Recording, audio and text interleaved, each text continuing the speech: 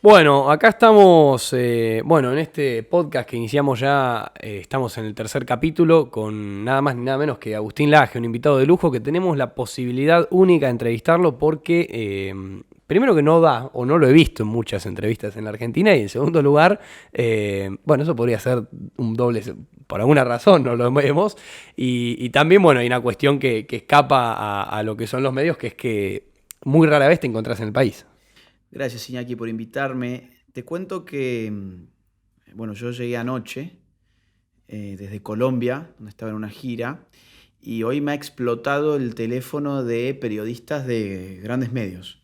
Estamos hablando de LN+, Radio Rivadavia, gente también de TN, y me han estado llamando, pero no, yo no.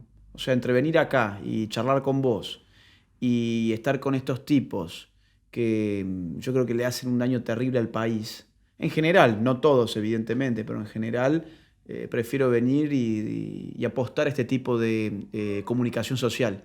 La encuentro mucho más genuina, más pura, más sana y más rica también en el diálogo. Entonces, ni les contesté. Está muy bien, está Quedó muy ahí, bien. quedó ahí. Estaban escribiendo y escribiendo. Y seguirán escribiendo. Ellos del otro lado, ¿sabes? Porque me han estado acompañando. Y aparte que hay otra cosa, que es que a mí me han tenido marginado mucho tiempo. Y no me quiero poner en víctima, pero ha sido así. Esto me lo confirmó a mí Javier Milei, que él está así insertado en los medios de una manera muy clara. Y él hizo en su momento muchas cosas para tratar de que me llamaran, y la respuesta que siempre recibió fue negativa, rotunda. Y Javier me dice: vos tenés un cepo mediático. Bueno, no importa, yo puedo lidiar con eso. Y yo recuerdo una entrevista para la revista Noticias, que la periodista llegó y me dijo: mira, dice, te voy a ser totalmente sincera, yo estoy en el otro extremo del abanico ideológico.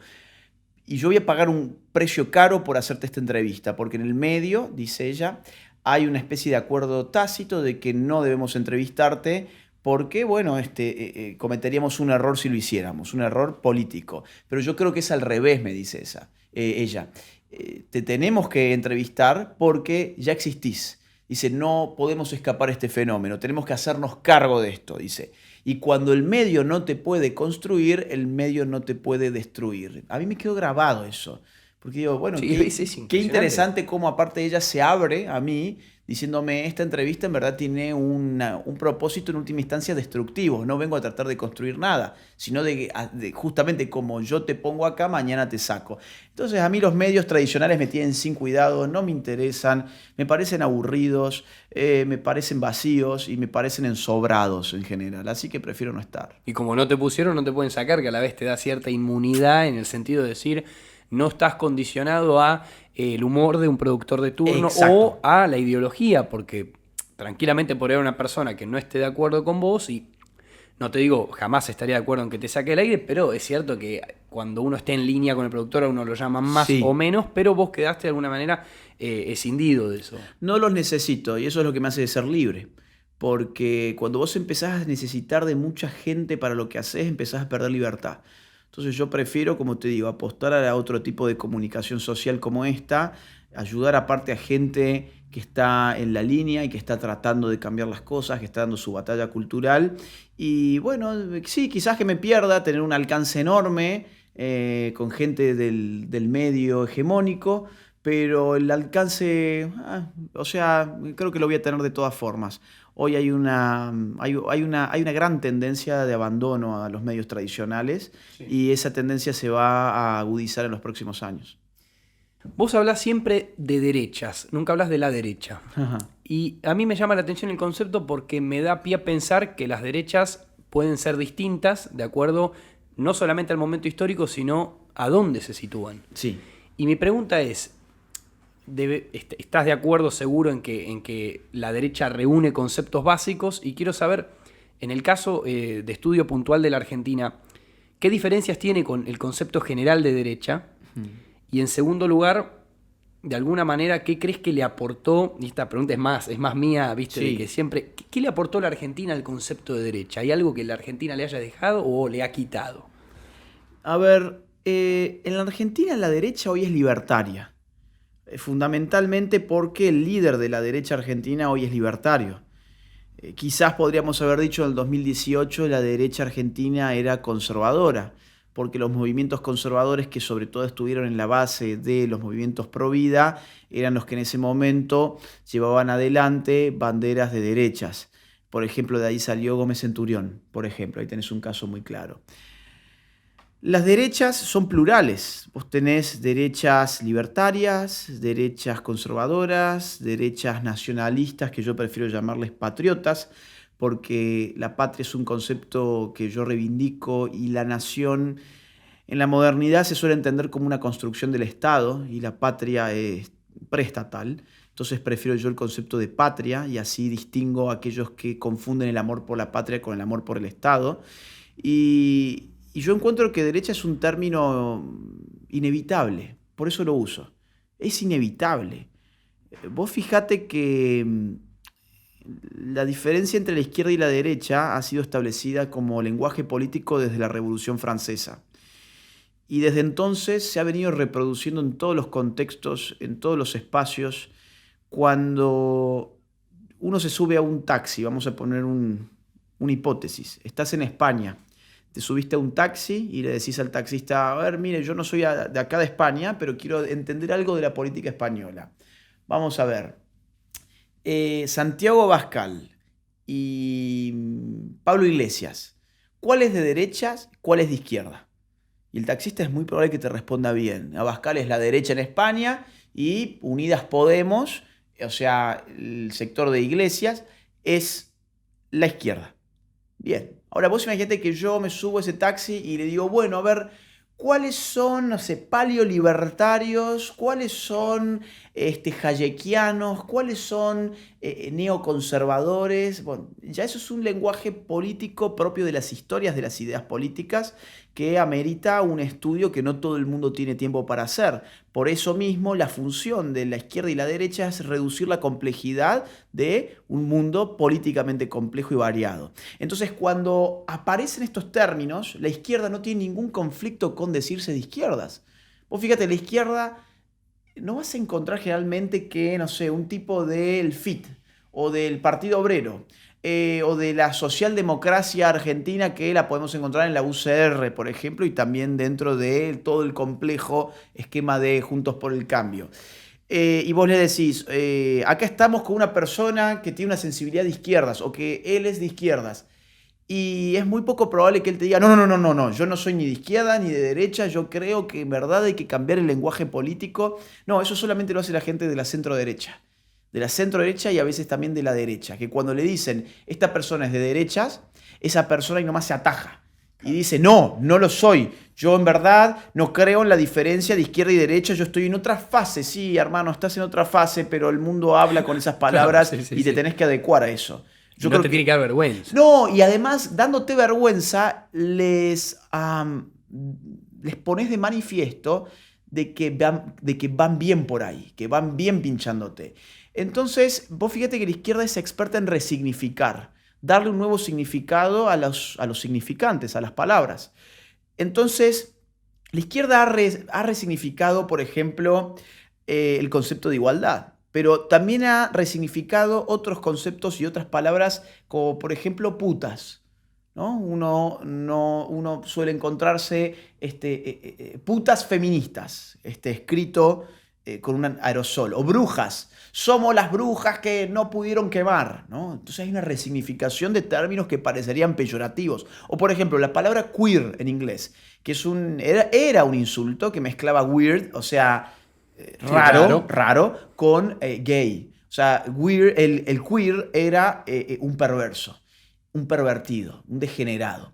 Y hoy la palabra queer es el nombre de revistas académicas o de estudios, los estudios queer, o de departamentos en universidades, o de movimientos queer. Tenés incluso en redes sociales la opción de poner que tu identidad de género es queer, cuando antes era un insulto. ¿Por qué desde la derecha no entonces se abraza el concepto que identifica este sector, se aprovecha la unidad que puede generar un único concepto relativamente indeterminado, y además se levanta la cabeza de una buena vez y se deja de mirar para abajo. Entonces por eso yo apuesto el término derecha y creo que Argentina tiene mucho para aportarle. ¿Por qué hoy es tan importante en la Argentina luchar? Yo te iba a preguntar más que nada contra el feminismo, pero lo has contestado hasta el cansancio. Pero me parece que A ver, dale. hay algo...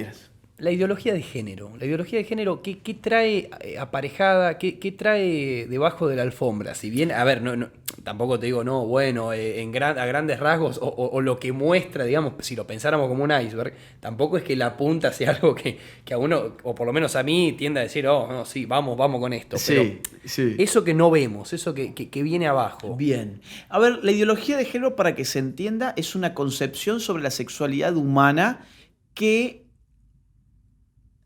anula sus componentes biológicos y pasa a presentarte la sexualidad humana como una autodeterminación. O sea, yo elijo mi sexualidad porque la sexualidad es una variable que no es dada, sino que ha sido construida por el hombre y por lo tanto puede modificarse.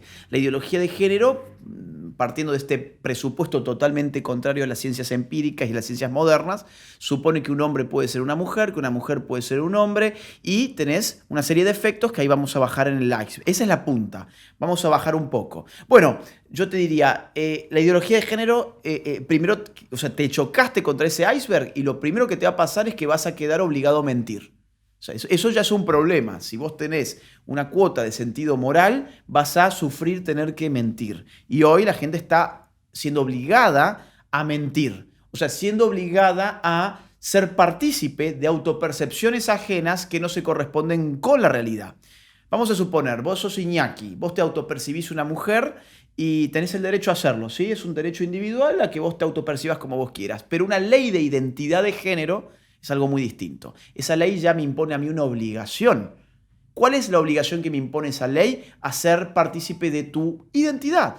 Entonces, si vos me decís, mira, yo soy una mujer y quiero competir en un concurso de natación de mujeres, yo quedo obligado a mentir a la sociedad diciéndole, sí, eres también una mujer. Y eso va a traer costos. Por ejemplo, a las mujeres que van a nadar en contra tuyo, que muy probablemente les puedas ganar porque hay una diferencia biológica en favor del hombre para ciertos deportes como es la natación. Este ejemplo no es un invento, lo hemos tenido hace algunos meses nada más, con un campeón de natación femenina. Campeón. O sea, un hombre que no ganaba cuando competía contra los hombres, si no le iba muy bien, pero 462 se pasó en el ranking. 462 y ahora está en el ranking, en el puesto número 1, número 1, cuando pasó a competir con mujeres. Entonces ahí ya tenés un problema primero que nada de verdad, ¿sí? O sea, yo estoy obligado a mentir.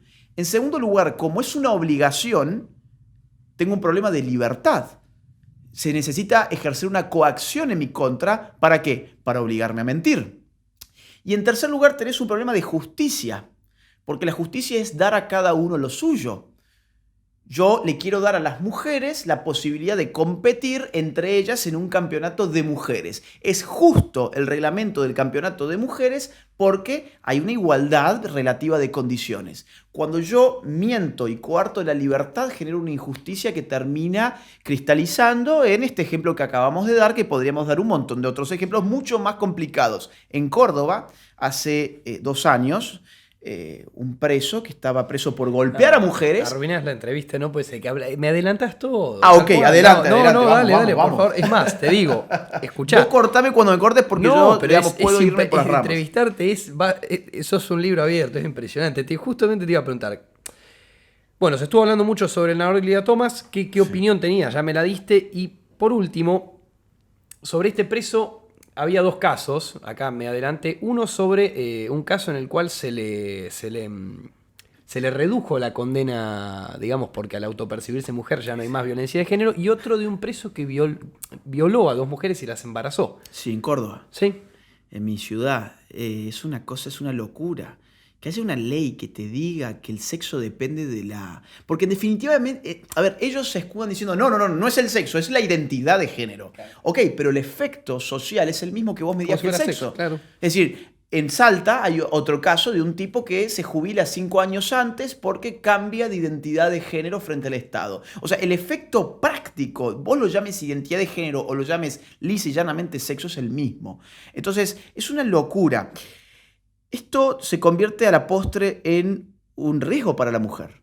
¿Por qué? Porque queda expuesta a ser expropiada de sus espacios, de sus contextos y de su feminidad, que era una cosa única.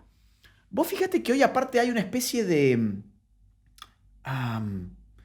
digamos, transformación en curso. Hay un filósofo muy en boga hoy, un surcoreano que se llama Byung-Chul Han, que el tipo habla del infierno de lo igual. Estamos viviendo el infierno de lo igual. El hombre cada vez está más emasculado, más amanerado, más afeminado, y la mujer está cada vez más masculinizada, más imitadora de aquello que dice que quiere combatir, y vos tenés un infierno de lo igual porque los sexos que enriquecían la distinción hoy se parecen demasiado. Y entonces toda la relación se empobrece, la relación entre los sexos se empobrece significativamente. Y en casos extremos hay una usurpación.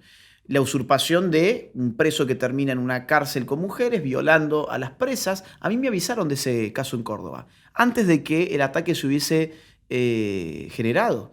Y me avisaron, ¿sabes quién? Bueno, yo obviamente no voy a dar ningún nombre, pero me llamó una persona que trabajaba en el Polo de la Mujer, que es un órgano estatal feminista. Sí. Y me dijo, mira, dice, yo estoy en el extremo opuesto, yo trabajo acá, pero no sé a quién más llamar, porque está pasando esto. Nos avisaron de la cárcel de Bower que pasaron a un preso a la cárcel de mujeres y él estaba preso además por haber golpeado mujeres, por lo que llaman violencia de género. Y ahora hay una situación, dice, que ya no sé qué hacer porque acá dentro de mi misma organización nadie quiere tomar el caso y bueno, yo necesito que esto se filtre por la prensa para ver si podemos generar una presión. O sea, me buscó a mí como aliado. Claro. Digo, no fue a buscar un aliade, no fue a buscar un bobo que habla lenguaje inclusivo. Vino a buscar a un misógino. Claro, en el fondo, a un tipo, ¿sabes?, de la extrema derecha. A un tipo de la extrema derecha que odia a las mujeres, un misógino. Me vino a pedir ayuda porque sabía que las mujeres que estaban presas en esa cárcel estaban en peligro y que todos esos aliados no le iban a resolver absolutamente nada porque seguramente lo iban a apañar. Es que lo apañaron. ¿Sabés cómo lo apañaron? Por omisión. Claro. Porque no hicieron ni dijeron nada. Y esperaron los medios de comunicación a los cuales yo también les informé de esto y no levantaron la noticia. Esperaron hasta que dejaran embarazada a una reclusa para recién contarnos el final trágico de la historia. Como siempre, igual que siempre, digamos, las cosas la noticia suele llegar tarde. Sí, llega tarde. Un poco con esto en línea, a mí me pasó que lo primero en lo cual me senté a pensar fue cuando nos empezaron a decir que la mujer no era, digamos, no tenía por qué tener tetas ni vagina, pero que si una persona transgénero quería de alguna manera transicionar a ser una mujer, nosotros debíamos pagarle el tratamiento. ¿Pero qué tratamiento? El tratamiento justamente de modificación de sus partes genitales y de sus pechos. Lo que no te hace pensar que es una constante, porque una cosa es que las cosas estén mal, o a nosotros nos parezcan que están mal, y otra es que el mismo argumento se ponga en tela de juicio todo el tiempo, siendo redundante en lo estúpido del mismo, ¿no? Mira, es que pasa que acá ha habido una guerra lingüística pero tan fuerte que esos tratamientos, ¿sabes cómo les llaman? Reafirmación. Y a un psicólogo que recibe libre y voluntariamente a un paciente que tiene disforia de género y supongamos que el psicólogo, en vez de mandarlo a rebanarse los genitales, trata de armonizar su percepción con su cuerpo, su autopercepción con su cuerpo, eso le llaman tratamientos de conversión. O sea, esto es increíble porque esto ha llevado a tal extremo de que en ciertos países ya hay legislaciones que le prohíben a los psicólogos ayudar a personas con disforia de género que quieren un tratamiento alternativo que no sea pasar por el bisturí. Y están en todo el derecho de tenerlo. Más aún, hoy hay disidencia transexual, de verdad, no esa disidencia trans que goza de los dineros de George Soros y de las palmadas en el hombro de la ONU. Yo me refiero a disidencia transexual de transexuales que, después de haberse sometido a toda esa maquinaria quirúrgica, no han encontrado el resultado que les habían prometido, que era ser una mujer, porque ser hombre o ser mujer no depende de un bisturí. Y esas personas hoy están totalmente en guerra contra la ideología de género. Solo que, ¿sabes qué? Volvemos a lo del inicio. No aparecen en los medios de comunicación ni van a aparecer más. Yo una vez estuve en PPT. Yo estaba ya que estamos en un podcast, me atrevo a contar algunas anécdotas. Más vale. Pero tienen que ver con esto. Yo estaba en España dando conferencias, estaba ese día en Murcia y compartíamos un evento con Vox, un meeting de Vox, y después había una cena con gente también de Vox. Para mí era muy interesante estar ahí. Y sin embargo me llaman ese día de PPT, el programa de Jorge Lanata, me dicen: queremos hacerte una entrevista hoy porque vamos a sacar un tema sobre la ESI y sobre la cuestión del género. Yo le digo: mire, yo estoy ahora en España, hay mucha diferencia horaria entre España y Argentina, no voy a poder, tengo una cena en esa hora, va a ser imposible. No, pero por favor, yo le pasé contactos de otra gente que maneja el tema. No, queremos que seas vos. Jorge quiere que seas vos, te la juegan así. Quiere que seas vos. Y bueno, finalmente digo: mira, esto puede ser una oportunidad, ¿viste? Porque Además era, digamos... PPT era el programa más visto, además. Sí. Y ves, pero cuando yo me he orientado por esos criterios, me he orientado mal, por eso vuelvo al principio. Y entonces le dije que sí. Tuvimos la entrevista fue de 1 hora por lo menos. Yo tuve la intuición de que debía filmar eso. Puse mi celular, era la entrevista desde la computadora, y puse el celular que filmé toda, tipo selfie, toda la entrevista. Olfateaba que algo podía salir mal, fue como un sexto sentido. Y después pasaron el programa de esa hora que yo les dediqué a ellos, tomaron solamente 5 segundos, contados por reloj. Y yo me pregunté, ¿por qué será que no pusieron nada más? Claro, es porque todo el programa se dedicó a hablar de un niño trans, un chiquito de 7 años llamado Tiziano, que ahora se llamaba Tiziana, y que era de Salta, y era todo el programa llorándolo, porque qué bueno que el chico de 7 años ahora era una nena. Y yo en mi intervención lo que había dicho en esa entrevista es que eso suele ser producto de padres abusivos que no quisieron un niño, que quisieron a una niña y le meten en la cabeza de cualquier forma posible de que él pertenece a otro género. Lo deconstruyen los propios padres con una violencia sexual difícil de narrar. Y nada de eso habían puesto, claro, porque entraba en choque con la línea editorial del programa que te quería hacer llorar de la felicidad porque ese niño ahora era una niña. Cuestión que a la semana siguiente aparecieron los hermanos de este chiquito, de 15 y 16 años, los hermanos contando de que ellos habían tenido que escapar de su casa porque su madre los homosexualizaba y los quería vestir de mujer y trasvestir, etc. O sea, había ahí un buen análisis y un diagnóstico mío que no fue publicado, de la misma forma que no fue publicada ninguna rectificación sobre la basura periodística que habían publicitado allí. Entonces hay una presión muy grande, hay una confusión muy grande, y hay muchos transexuales que terminan dándose cuenta de este engaño y esta instrumentalización también política que se hace de ellos, que están en nuestras filas, y hay que darles la bienvenida y hay que ayudarlos, y hay que invitarlos a militar con nosotros. Es que me parece que justamente lo que tiene hoy de nuevo, si se quiere, la derecha, es que la derecha en algún momento, o agentes de la derecha, pues sería mentir, porque nosotros siempre y constantemente nos hemos ubicado del lado correcto de la historia. ¿En qué sentido? Hemos sido desde los que pelearon por el fin de la esclavitud hasta los que han abogado, digamos, porque a los homosexuales no se los mate por el hecho de ser homosexuales. Con lo cual, ni siquiera es que... Pero sí han habido agentes de la derecha que, bueno, como todas personas en el mundo, han sido hipócritas o se han equivocado, y me parece que nos han tenido mucho tiempo donde nos querían tener, y nos han...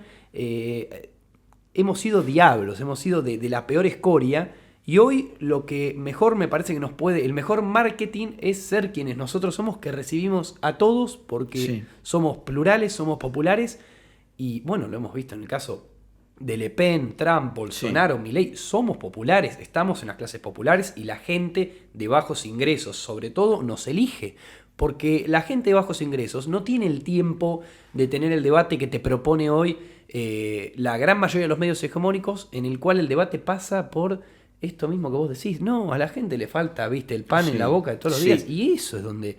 Justamente esto me junta con la siguiente pregunta. En primer lugar, preguntarte si crees que hubo fraude en Estados Unidos en el caso de Donald Trump, y cuál es la importancia de lo políticamente incorrecto de Donald Trump a la hora de pararse contra periodistas, contra ejecutivos mismos del Partido Republicano, contra el Congreso. Se ha parado contra todos. Y yo al principio lo he criticado por decir... cuando te terminás parando contra todos de alguna manera, dije, no, contra todo lo que esté mal hay que pararse, porque...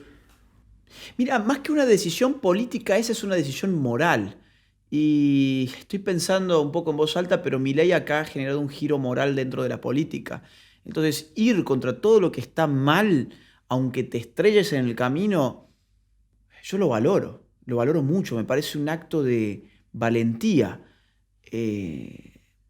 Entonces yo creo que, como vos decías recién, eso es algo que debe valorarse.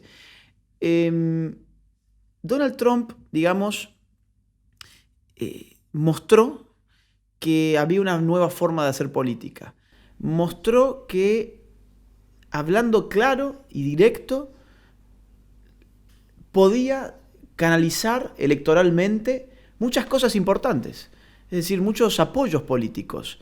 Es lo mismo que está mostrando Milei hoy en Argentina o Abascal en España.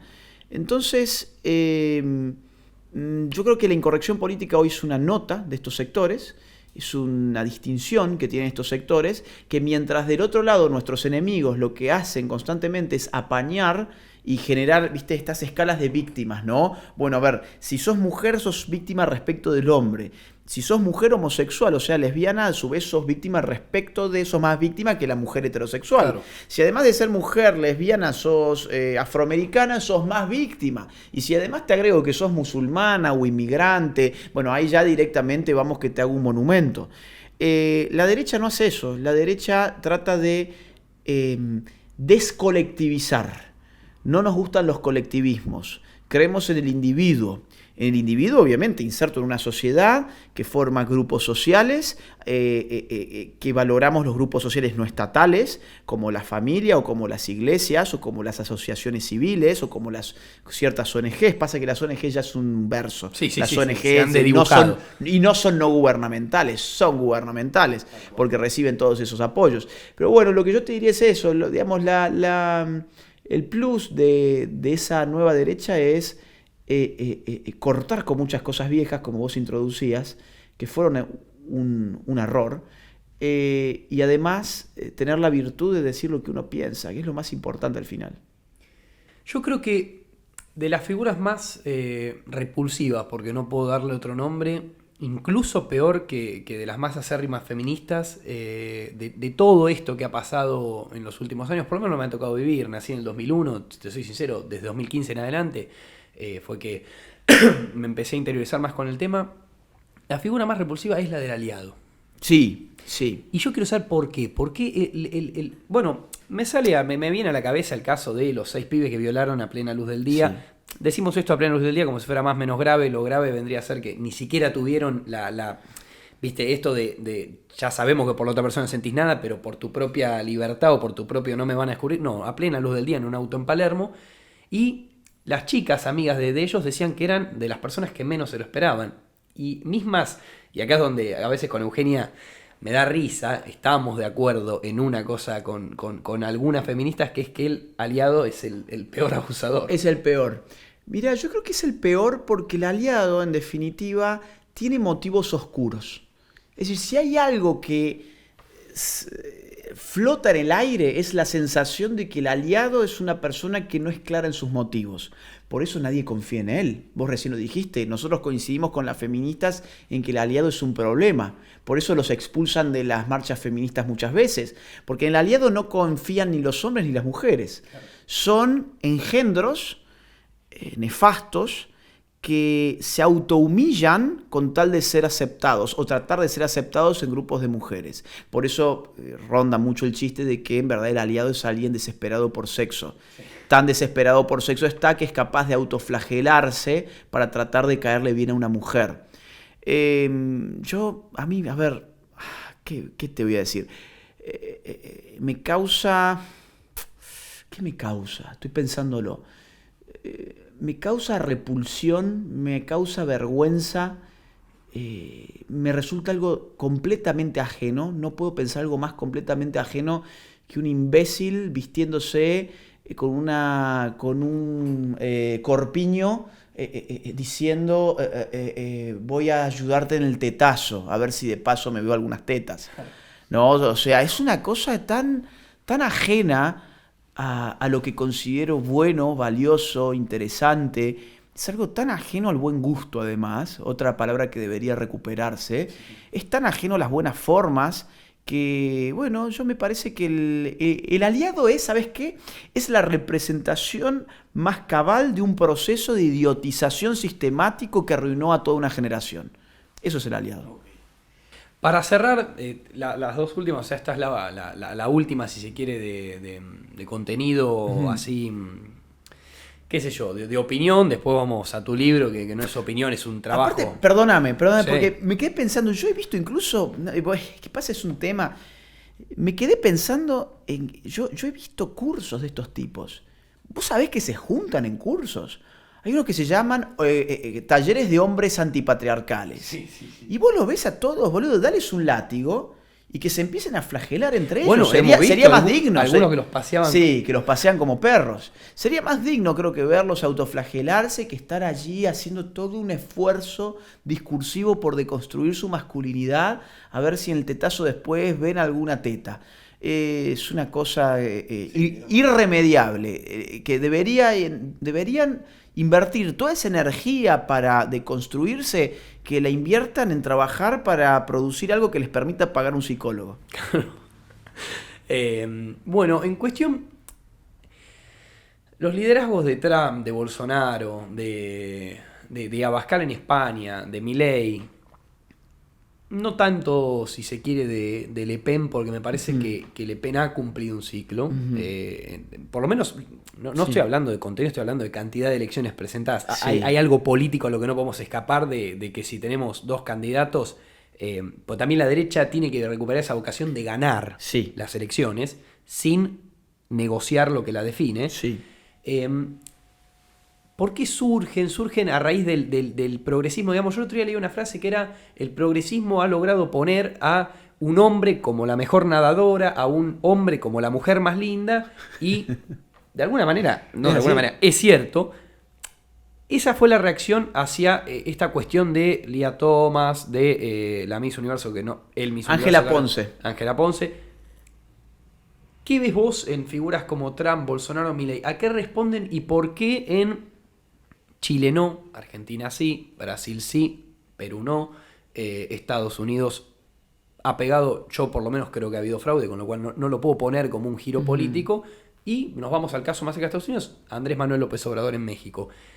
¿Por qué crees que en lugares tan cerca, que estamos en momentos diferentes? Mi pregunta es, siendo que estamos todos en un mismo momento, pero no. Sí, bueno, porque los contextos son distintos, los liderazgos políticos varían, y hay una dialéctica entre el cambio y la continuidad que se siente. Vamos a ver. Vamos a ver distintos casos, ¿sí?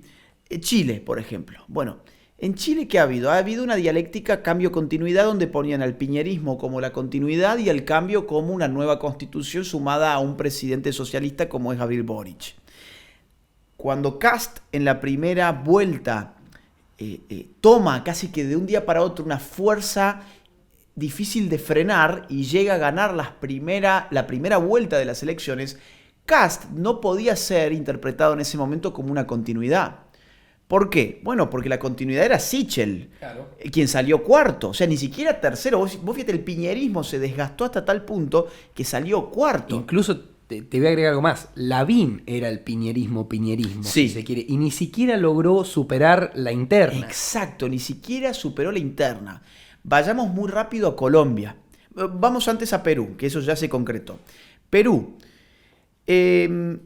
Cuando se genera la primera vuelta, aparecen dos figuras de derechas, Hernando de Soto y López Aliaga. Una un poco más conservadora, como es López Aliaga, y una más bien liberal, como Hernando de Soto. Ahora, López Aliaga en solamente un año genera un partido político, sale tercero en las elecciones, mete mucha gente en el Congreso y pierde de entrar al balotaje, a la segunda vuelta, por alrededor de 1 punto. Si ese señor si López Aliaga entraba en la segunda vuelta, hoy lo tenés como presidente de Perú, porque en la segunda vuelta se jugó la misma dialéctica, cambio, continuidad. ¿Y quién era el cambio? era un señor llamado Pedro Castillo, un maoísta vinculado a Sendero Luminoso. ¿Y quién era la continuidad? Por supuesto, el fujimorismo en cabeza de nada menos que Keiko Fujimori. Un paralelismo con Francia y Le Pen. Exactamente. Sí, aunque sí. En el sentido sí. de una continuidad, además, gastada en el nombre. Gastada, totalmente gastada. Ahora, en Francia es otro el escenario, yo creo, porque se apostó por la continuidad. Pero Lavín también tuvo como 4 o 5. Ahora que lo pienso, hemos encontrado un... Hay muchos puntos de contacto. Y bueno, es más, López Obrador también ha venido, primero desde el PRD, después armó Morena, y intentando, perdiendo, hasta que en algún momento intentás y se te da. Y se le dio, y a ese lo tenés que bancar 6 años, porque allá las presidencias son de 6 años, no de 4. Ahora mira, bien rapidito Colombia. Colombia es hoy un escenario también crucial. Es decir, ahí hoy se está jugando cambio, Petro, continuidad, Fico Gutiérrez. Y es, según las encuestas, muy factible que gane Petro, un tipo vinculado al ELN. Sin embargo, Fico ha tomado... Al M19. Ha tomado en el último tiempo una... pero no le va a alcanzar. Está cortando la brecha para una segunda vuelta. Se dice que ha cortado a 3 puntos en las encuestas. Y antes, hace un par de semanas nada más, le llevaba, 8 puntos Petro. Entonces, ¿qué pasa? A ver, vamos a... creo que me dicen que tenemos poco tiempo, pero sí. Pero espérame. Espérame, pues si no, todo esto queda así en el aire, si no. Y esto vale la pena. Es decir, vamos a ver. Vos fíjate que la derecha funciona allí donde se puede presentar como cambio, no como continuidad. Y ahí está la respuesta, creo, crucial a la cual yo quería llegar. ¿Vox es un cambio o es una continuidad? Es un cambio, hasta tal punto que se desembaraza del Partido Popular, que es la centro-derecha cobarde. Trump, desde la derecha, ¿es un cambio o es una continuidad en el Partido Republicano? Es un cambio hasta tal punto que genera una fractura y una línea interna llamada MAGA, ¿no? Bolsonaro en Brasil, ¿es un cambio o es una continuidad? Es un cambio radical en la política brasilera. El José Antonio Kast de la primera vuelta, yo creo que en la segunda vuelta fue un poco fagocitado por el piñerismo, y que fue justamente lo que lo hizo ser continuidad. Pero en la primera vuelta nadie podía decir que José Antonio Kast era la opción de la continuidad. No era la continuidad, vos lo dijiste, Lavín, o era Sichel, etc. Ahora, otra vez, cuando vos tenés la posibilidad de insertar a la derecha en el polo del cambio y no de la continuidad, ahí es cuando la derecha aparece como alternativa real. Mirá, por ejemplo, Argentina, y ahí cierra digamos, toda esta introducción o análisis, Argentina, podemos decir que Milei, que a mi juicio representa a las derechas en Argentina como opción factible, o sea, política. La política es el arte de lo posible, por lo tanto, lo factible hoy para las derechas, te guste más, te guste menos, la figura es indudablemente Javier Milei. ¿Es Javier Milei una continuidad o es un cambio? Es el cambio más radical que hoy puede existir en la República Argentina, de izquierdas a derechas, y resulta que lo tiene la derecha y se llama Javier Milei. Entonces, ¿qué te quiero decir con esto? Que depende de muchos factores políticos, de la construcción de un liderazgo político, de un discurso político, de un análisis de los gobiernos anteriores, porque ¿de quién se desembaraza Milei? Se desembaraza y niega la cobardía y y a los pusilánimes de Juntos por el Cambio. A todo ese centrismo bien pensante, Larreta, Vidal, ¿sí? Que la van de pulcros, pero yo ya no me como más eso. Son kirchneristas con buenos modales. No, a ver, muchos de ellos no tienen ni siquiera buenos modales. Exactamente. Entonces yo haría ese análisis. ¿Dónde está el punto de quiebre en que la derecha puede en un país y no en otro? Del contexto de ese país y de cómo esa derecha puede realmente convertirse en una alternativa de cambio y no de continuidad. Por último y para cerrar, hace un mes salió tu libro, me comentaste que es bestseller, que ya ha vendido más de 20.000 ejemplares. Hablábamos también del libro negro de la nueva izquierda, que hasta me contabas que había sido pirateado, cosa que te da cierto orgullo y cierto pesar. Claro. De alguna manera todo esto se trata. Mi pregunta es la siguiente. ¿Qué fue tu eje conductor para escribir el libro? Fue la batalla cultural, pero ¿desde qué lugar? Mira, yo lo empecé a escribir hace... A ver, el título estaba elegido desde el año 2014. Sí, imagínate. Solamente que el contenido de ese momento Lo que cambió desde 2014. Mira, más aún, es decir, por ejemplo, el subtítulo cambió. El subtítulo en el 2014 incluía no la palabra nueva derecha, sino derecha liberal. Mirá. Yo me consideraba parte de algo que llamaba la derecha liberal o el liberalismo de derechas. Bueno, hoy considero que la articulación que hay que hacer es más amplia que eso. Y por eso le puse nueva derecha, me gustó más ese concepto. Pero desde el año 2014 empezó este proyecto porque yo veía que las derechas empezaban a hablar mucho de un término batalla cultural que nadie decía muy bien qué era y había mucha confusión. La batalla cultural terminaba siendo para los think tanks liberales el arte de mostrar gráficos de barras, Claro. El arte de elaborar lindas plantillas de Excel. Que pocos se entienden a la vez. Pocos se entienden y además remiten a una única dimensión del discurso que podríamos decir que es la dimensión cuantitativa. Mientras la derecha hacía su batalla cultural haciendo cuentas, la izquierda hacía su batalla cultural haciendo cuentos. Y nosotros compramos a su vez el cuento de que el dato mataba al relato, cuando en verdad el dato le da sustento empírico al relato. Yo no puedo tener un dato si no lo enmarco en un cuento. A ver, la política es un asunto de cuentos. En la política uno tiene que establecer la frontera que divide a los amigos de los adversarios. Y eso ya es una frontera narrativa, no cuantitativa.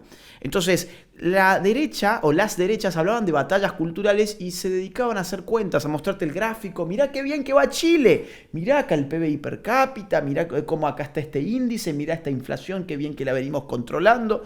Y vos decís, bueno, muy bien, sí, pero al final del día hoy tenés un proceso constituyente en Chile, no por una crisis del sistema de mercado capitalista, sino por una grandísima batalla política y cultural que te dio las izquierdas. Hablabas vos de lo que el feminismo hace es mostrarte una foto y que vos mirando esa foto, digamos, te hagas eco de una realidad que capaz no es. Y esto es un poco lo mismo. Sí, Es decir, está el PBI bien, qué sé yo. Exactamente, son fotos, pero son instantáneas, muy frías, muy materialistas también. Y hay que decirlo, la derecha tiene que empezar a apostar por campos que no son materiales. La filosofía, la historia, la sociología, la ciencia política. No sé en tu generación, porque entre nosotros hay 13 años de distancia, pero la mía, la derecha no se metía en esos temas. No existía. Si alguien de derechas quería estudiar filosofía, ciencia política, sociología, y venías de una familia de derechas, tu familia te decía, no, dejate de joder, acá de lo que se trata es de vivir una vida responsable, y para ser responsable necesitas armar una carrera que te dé sustento y que puedas mantener una familia. O sea, era un sistema ético, es un sistema ético muy sano, pero que te lleva a tomar decisiones que te aíslan por completo de una batalla cultural un poco más rica que ganar dinero con ingeniería en sistemas, que es lo que yo empecé a estudiar, por ejemplo. Entonces, mi apuesta un poco es a esa con la batalla cultural, es mostrarle o ofrecerle, voy a decirlo así, es ofrecerle a las derechas una teoría de la batalla cultural que le haga ver por qué importa tanto la cultura la cultura como factor de poder, y por qué cuando hablamos de batalla cultural no estamos hablando simplemente de mostrarte qué exitoso que es el sistema de mercado, sino además mostrarte cuáles son los valores que funcionan, cuáles son las instituciones que vale la pena conservar, cuáles son las creencias que articulan a una sociedad sana. Muchas otras cosas que van más allá de la tablita de Excel, que tienen que ver, voy a seguir con la metáfora, tienen que ver más con Word que con Excel, ¿no? Algo así te diría. Está muy bien.